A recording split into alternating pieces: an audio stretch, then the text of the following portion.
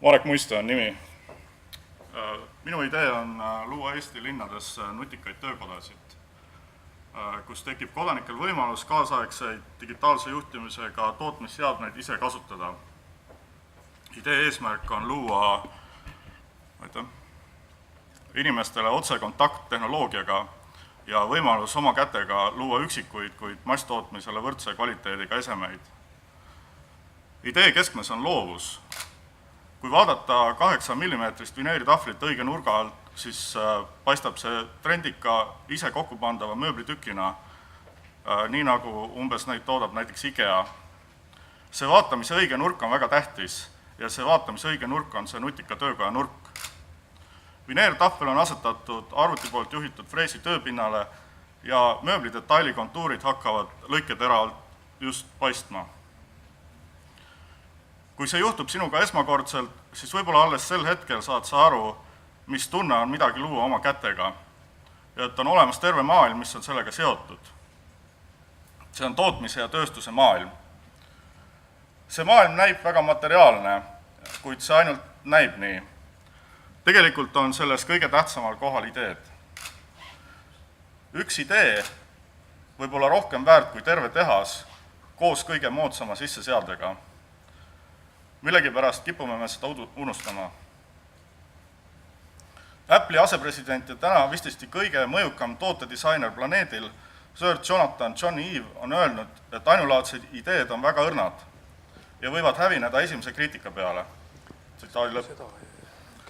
Originaalselt mõtlevad inimesed teavad, et reeglina on lihtsam oma idee, olgu selleks raamat, riiul või rakett, kõigepealt ise valmis teha, kui püüda seda kellegile selgitada või põhjendada. Me teame, et kõige parem on oma ideest isegi mitte rääkida enne, kui see on valatud sobiliku vormi. Tööstuses nimetatakse seda vormi mudeliks ja mudelite loomine on olnud vanemate ja eelnevate põlvkondade noorusaja meelisharrastuseks ning noorte inseneride tavapäraseks kasvulavaks. Täna see seda enam ei ole. Täna on meie keskkond täis asju ja esemeid, mis on valmistatud kellegi teise poolt, meist tuhandete kilomeetrite kaugusel. Meie riided, mööbel, mobiiltelefonid, kodumasinad, toiduained, ehitusmaterjalid, kosmeetikatooted ja nii edasi. Nende asjade tootmiseks ja parandamiseks puuduvad meil võimalused. Enamikel noortel puudub seetõttu oskus tööriistadega ümber käia ja käeliselt mõtelda. Ei maksa siis imestada, et nad oma tulevikku seovad pigem teeninduse kui tootmisega. Nutikad töökojad annavad inimestele taas võimaluse oma kätega ise asju meisterdada, ükskõik kas oma lõbuks või müügiks. Tasudes vaid kasutatava materjali eest, õpivad inimesed turvalises ja rahulikus keskkonnas ümber käima kaasaegsete tootmisseadmetega. Vanasti oli nii, et kui külasepp võttis endale õpipoisi, siis esimeseks ülesandeks oli valmistada nael. Selle järgi otsustas sepp, kas poisist saab asja. Iga kõlkapüks õpipoisiks ei saanud. Kas meil täna on nii, et tööstuskooli pääsevad ainult kõige andekamad?